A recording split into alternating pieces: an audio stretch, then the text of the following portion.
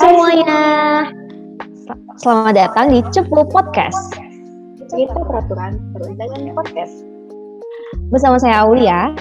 Dan saya Sila. Nah, di episode kali ini kita mau bahas nih hal penting yang harus selalu diterapkan sama pemeriksa. Kayaknya Sila tahu nih apa? Standar pemeriksaan keuangan negara ya, SPKN. Iya, betul banget, Cil. Jadi nih, kita kehadiran beberapa narasumber yang mau berbagi ilmu cepu keuangan negara. Lebih seru nih. Pasti Sobat Cepu udah gak sabar kan siapa aja yang harus kita. Ya, pastinya sih. Nah, langsung aja yuk kita panggil narasumber pertama kita.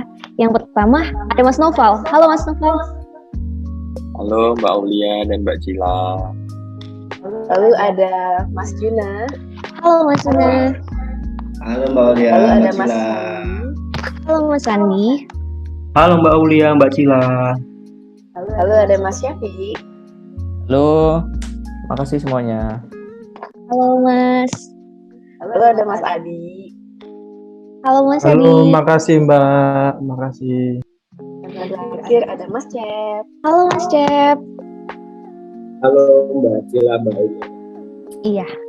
Nah, kalau yang udah kita tahu selama ini nih, pemeriksa itu kan tiap ngelakuin tugas dan wewenangnya itu pasti berdasarkan suatu pedoman kan ya. Nah, Sobat Cepu penasaran nggak sih asal muasal dan landasan hukum dari pedoman itu sendiri? Pasti penasaran sih. Nah, langsung aja nih kita dengarkan Cepu atau cerita perundangan mengenai latar belakang terbentuknya landasan hukum pemeriksaan negara dari Mas Noval. Ya, baik, terima kasih Mbak Aulia dan Mbak Cila atas moderator pagi ini ya. Saya ucapkan selamat pagi dan juga semoga sehat selalu nih. Jadi kalau kita bicara soal landasan atau latar belakangnya, kita juga harus menarik dulu nih ke zaman 1945 nih. Kita juga harus bicara soal sejarah bagaimana itu BPK itu bisa berdiri dan terbentuk. Nah, sebelum amandemen nih, BPK itu merupakan salah satu lembaga tertinggi negara, tapi secara hukum serta penataan belum mendapat perhatian lebih. Karena pada UUD 1945 hanya diatur dengan satu ayat, berbeda dengan lembaga lainnya yang memiliki bab sendiri di UUD 1945. Kemudian adanya amandemen sedikit merubah tatanan lembaga tertinggi negara antara MPR, DPR, DPD, Presiden, Wakil Presiden, MA, BPK, MK, dan KY itu menjadi sejajar. Jadi dulu sebelum semuanya lembaga tertinggi ini sejajar, juga ada DPA dan MPR menjadi salah satu lembaga tertinggi. Seperti itu. Kemudian seluruh lembaga tersebut dirumuskan di dalam UUD 1945. Yang memang secara dasarnya dari zaman Hindia Belanda, mereka itu sudah ada gitu. Dulu BPK pada awalnya itu bernama Algemene Rekenkamer. Itu diambil dari bahasa Belanda. Kemudian dirasa pentingnya terkait pertanggungjawaban keuangan negara nih. Maka kemudian ada amandemen ketiga UUD 1945. Peraturan BPK semakin diperkuat sehingga kedudukannya semakin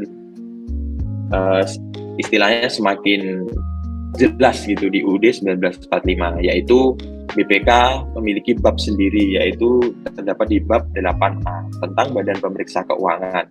Selain itu, isi dari bab itu juga berubah.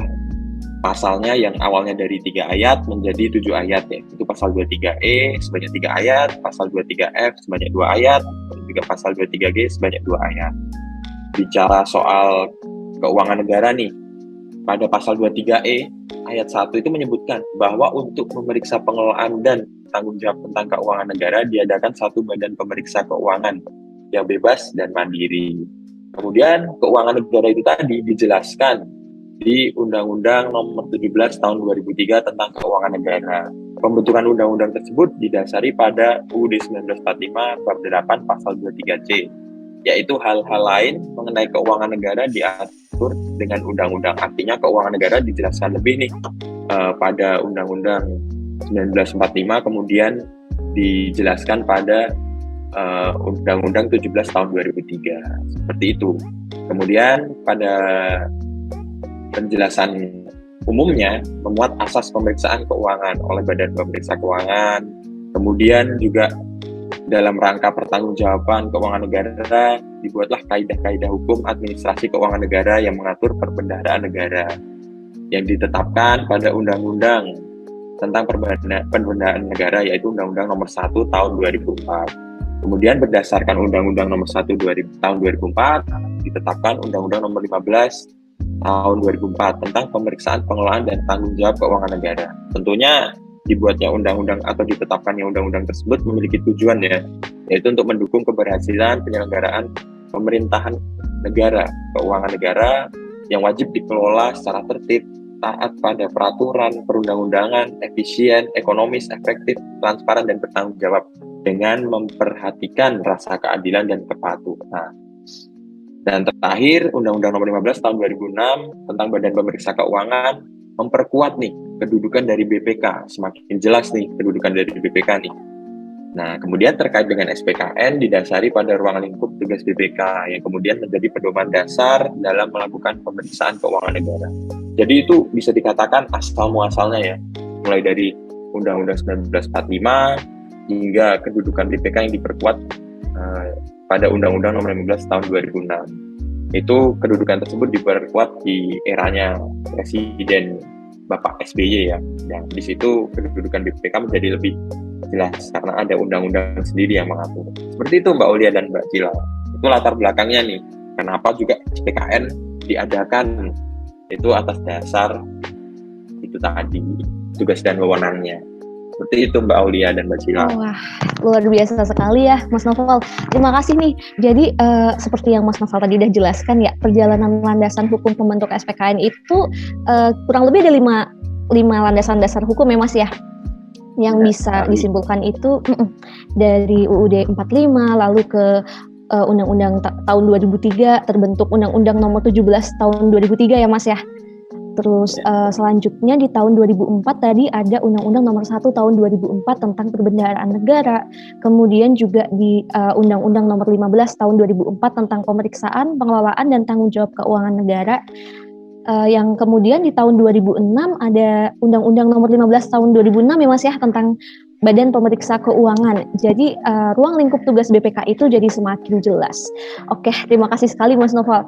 Nah, setelah penjelasan yang disampaikan oleh Mas Novel tadi itu, narasumber kedua kita ini akan menjelaskan sedikit banyak nih tentang gimana sih keterkaitan dari Undang-Undang Dasar tahun 1945 sama SPKN. Nah, langsung aja kita panggil. Silahkan Mas Zuna. Baik, terima kasih Mbak Aulia. Untuk melanjutkan jawaban dari Mas Novel tadi yang telah menjelaskan landasan hukum, maka saya akan memperdalam lagi tentang apa hubungannya dari Undang-Undang Dasar 1945 ini terhadap SPKN. Nah, kita di sini mengetahui bahwa ada 2 asas hukum yang paling penting di negara kita ini atau di seluruh negara. Salah satunya yaitu ada asas lex superior derogat legi inferior, yang artinya peraturan perundang-undangan yang mempunyai derajat yang lebih rendah dalam hierarki peraturan perundang-undangan tidak boleh bertentangan dengan yang lebih tinggi. Nah, di sini Undang-Undang Dasar tahun 1945 ini berkedudukan sebagai dasar konstitusi Republik Indonesia, sehingga dapat dikatakan bahwa Undang-Undang Dasar tahun 1945 menjadi dasar hukum dan tertinggi kedudukannya. Nah, mandat utama yang diamanahkan kepada Badan Pemeriksa Keuangan tertuang dalam Undang-Undang Dasar 1945 ini pada bab 8A tentang Badan Pemeriksa Keuangan. Ada 3 pasal yang menjadi landasan hukum tentang mandat, tugas, dan kewenangan BPK, yaitu ada pasal 23E, pasal 23F, dan pasal 23G. Nah, dari isi pasal 23E tadi menjadi titik pijak awal untuk pembahasan aspek hukum tata negara dalam perencanaan pemeriksaan dan pembahasan tugas serta wewenang BPK pada umumnya. Pada pasal 23E Undang-Undang Dasar 1945 ini menjadikan BPK sebagai sebuah lembaga yang memiliki tugas untuk melakukan pemeriksaan atas pengelolaan dan tanggung jawab keuangan negara.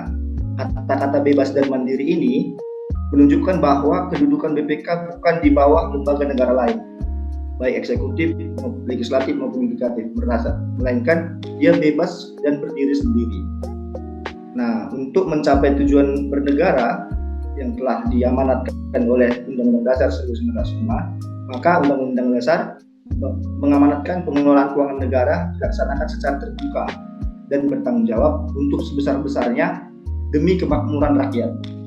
Karena BPK telah mendapatkan mandat tersebut yang cukup tinggi kedudukannya, Maka BPK sendiri membuat pedomannya yang tertuang dalam Peraturan Badan Pemeriksa Keuangan Republik Indonesia Nomor 1 Tahun 2017 tentang standar pemeriksaan keuangan negara.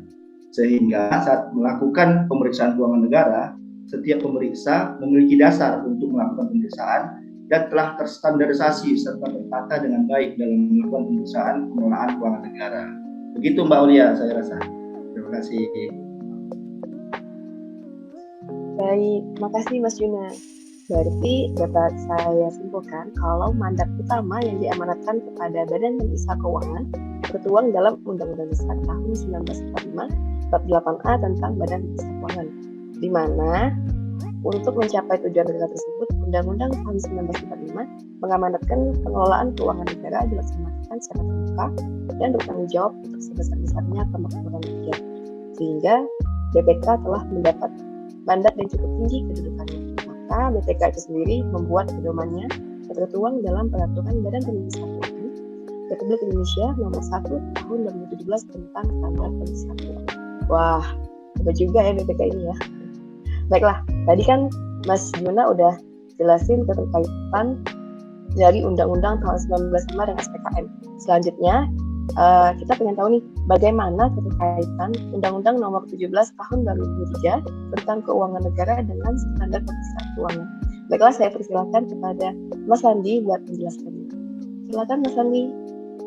Ya, terima kasih Mbak Cila atas kesempatannya. Jadi dalam melakukan pemeriksaan keuangan negara, kita mesti mengetahui hal apa saja yang menjadi cakupan keuangan negara itu sendiri. Pengertian keuangan negara selalu berkembang dan berbeda, baik menurut tempat negara yang mengelolanya maupun menurut pendapat dari para ahli. Berdasarkan pasal 1 butir 1 Undang-Undang Nomor 17 Tahun 2003 tentang keuangan negara, yang dimaksud dengan keuangan negara adalah semua hak dan kewajiban negara yang dapat dinilai dengan uang, serta segala sesuatu baik berupa uang maupun berupa barang yang dapat dijadikan milik negara berhubung dengan pelaksanaan hak dan kewajiban tersebut. Selain itu, pengertian dari keuangan negara secara harfiahnya adalah uang atau kekayaan negara atau aset-aset dari negara sebagai suatu entitas yang dapat dinilai dengan uang yang dimiliki oleh negara, baik berupa penerimaan maupun pengeluaran. Ini merujuk pada Undang-Undang Keuangan Negara Nomor 17 Tahun 2003 pasal 1 butir 9 dan 10. Pengelola uang negara tersebut adalah organisasi-organisasi negara, baik organisasi legislatif, eksekutif, yudikatif, dan lainnya. Selain itu, organisasi swasta dimungkinkan juga untuk mengelola uang milik negara, seperti kontraktor atau agen swasta atau rekanan-rekanan yang baik sebagian maupun secara menyeluruh yang bekerja untuk negara. Jadi dalam hal melakukan pemeriksaan keuangan negara, kita harus mengetahui terlebih dahulu apakah entitas yang kita periksa merupakan salah satu dari pengelola keuangan negara itu sendiri. Gitu Mbak Cila. Wah, menarik nih Mas Andi. Jadi yang dimaksud sama keuangan negara itu dalam arti luas itu tadi meliputi APBN, APBD, lalu keuangan negara, ada Perjan, Perum, dan sebagainya ya Mas ya. Nah, sedangkan definisi keuangan negara yang di arti sempit itu cuma meliputi badan hukum yang berwenang mengelola dan mempertanggungjawabkannya. Jadi dalam melakukan pemeriksaan keuangan negara itu udah jadi sasaran yang tepat. Iya, oke. Kalau gitu makasih banyak Mas Andi untuk penjelasannya. Langsung aja nih, karena rasa penasarannya ini masih ada lagi nih. Jadi gimana sih keterkaitan SPKN itu dengan Undang-Undang Nomor 1 Tahun 2004 tentang Perbendaharaan Negara? Nah, narasumber kita berikutnya nih akan memaparkan penjelasan mengenai keterkaitannya. Oke, langsung aja kita panggil. Silahkan Mas Syafiq. Terima kasih Mbak Aulia. Tadi kita barusan bahas tentang UU Nomor 17 Tahun 2003 tentang keuangan negara. Jadi saya cerita sedikit nih tentang sejarahnya nih. Jadi di dalam UU Nomor 17 Tahun 2003 tadi tentang keuangan negara, lebih tepatnya pada pasal 29 itu disebutkan bahwa ketentuan mengenai pengelolaan keuangan negara dalam rangka pelaksanaan APBN dan APBD ditetapkan dalam undang-undang yang mengatur perbendaharaan negara. Nah, selama ini masih sebelum tahun 2004 itu pengelolaan perbendaharaan itu menggunakan Indonesia Compatibility Suite atau IJW, dan ini tahun 1925 nomor 448. Ini sudah lama sekali kan, jadi dirasa sudah tidak lagi relevan dan memenuhi kebutuhan pengelolaan keuangan negara yang sesuai dengan zamannya. Nah, oleh karena itu pada tanggal 14 Januari tahun 2004 Indonesia menggantikan ketentuan tersebut dengan UU nomor 1 tahun 2004 tentang perbendaharaan negara. Nah, lalu apa isi UU nomor 1 tahun 2004 ini? Yaitu terkait pengelolaan keuangan negara dan pada praktik perbendaharaan negara. Seperti yang kita tahu, tadi disebutkan juga ada APBN, APBD, dan lalu jika di negara itu ada BUN atau Badan Bendahara Umum Negara, yaitu Menteri Keuangan. Lalu jika ada di daerah itu ada BUD atau Bendahara Umum Daerah. Di sini ada BPKAD atau Bapenda, Badan Pendapatan Daerah, ada juga Dipenda, Dinas Pendapatan Daerah. Ini namanya beda-beda sih. Cuman intinya adalah BPKAD sebagai Bendahara Umum Negara. Lalu apa keterkaitan UU ini dengan SPKN? Yaitu UU ini menjelaskan tentang alur atau lini dari alur paling atas, yaitu paling awal tentang pembuatan APBN itu sendiri, lalu turun ke APBD atau turun ke masing-masing PA atau pengguna anggaran. Lalu dari PA ini juga melakukan kegiatannya sesuai yang dianggarkan. Nah, BPK ini kan kita diminta untuk memeriksa. Jadi dengan UU nomor 1 tahun 2004 ini BPK semakin jelas gitu loh. Kita mau memeriksanya tuh dari APBN lalu ke entitasnya masing-masing tentang pengguna anggaran tadi, lalu ke APBD dan sampai ke kegiatan-kegiatan menggunakan anggaran keuangan negara tersebut. Jadi di sini UU ini tuh membantu BPK untuk mengetahui alur serta orang-orang atau pihak-pihak mana yang menggunakan keuangan negara tersebut. Begitu, Pak. Baik, terima kasih Mas Hafiz. Berarti Undang-Undang Nomor 1 Tahun 2004 tentang Pembendaharaan Negara berisi tentang pengelolaan dan pertanggungjawaban keuangan negara, ya Mas. Berarti termasuk investasi dan kekayaan yang ditetapkan di dalam APBN dan APBD, dan di dalamnya secara detail menjelaskan dari alur paling awal hingga paling awal. Semuanya diatur dalam, wah, boleh juga nih informasinya nih, sangat bermanfaat ya. Oke, kalau gitu saya juga pengen tahu nih, selanjutnya kita juga pasti penasaran bagaimana SPKN ini juga bisa terkait dengan Undang-Undang Pemeriksaan, Pengelolaan, dan Tanggung Jawab Keuangan Negara. Baiklah, langsung saja saya panggilkan narasumber kita selanjutnya, Mas Adi. Silakan Mas Adi. Baik, terima kasih Mbak Cila.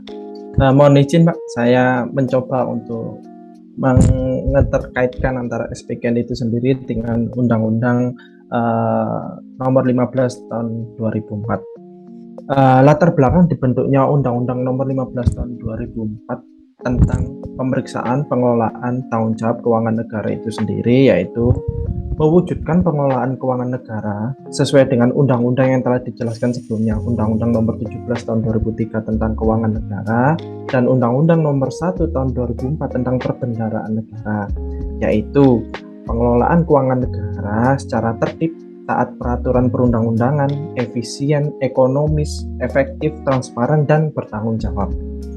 Serta untuk menggantikan IR zaman Hindia Belanda seperti yang sudah dijelaskan sama Mas Noval tadi, di mana pada tahun 2004 itu sendiri belum dilakukan pengundangan yang khusus untuk BPK.